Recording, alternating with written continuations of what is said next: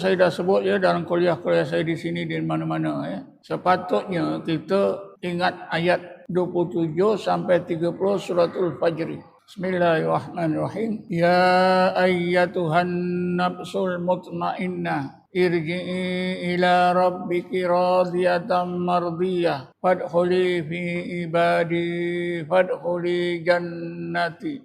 Ayat ini tuan-tuan, Allah tujukan kepada kita semua semasa hidup. Bukan Allah tujukan kepada kita sesudah mati. Bukan.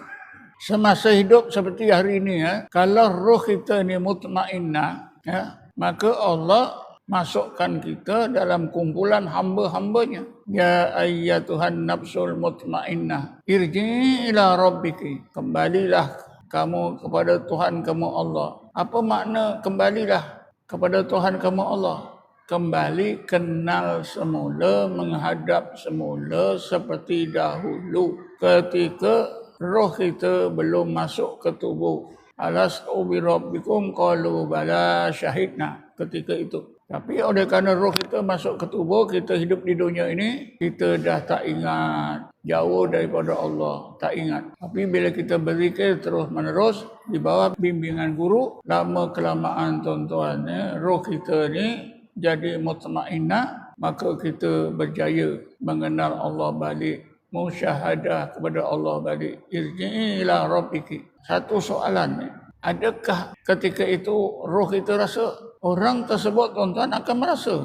Sesiapa yang rohnya dihidupkan oleh Allah, dipanggil oleh Allah, irji'i ila rabbiki radiyatan mardiyah, dia akan rasa tuan-tuan. Rasa yang hebat. Bila dapat seruan daripada Allah ni tuan-tuan, maka roh kita ni dapat satu daya tarikan. Daya tarikan yang sangat kuat, menggegarkan seluruh tubuh badan kita, menggegarkan seluruh roh kita. Ini diistilahkan jadbah. Satu jadbah daripada Allah. Pahalanya sangat besar, susah nak dibanding. Kalau nak dibanding dengan amalan seluruh manusia pun macam itulah.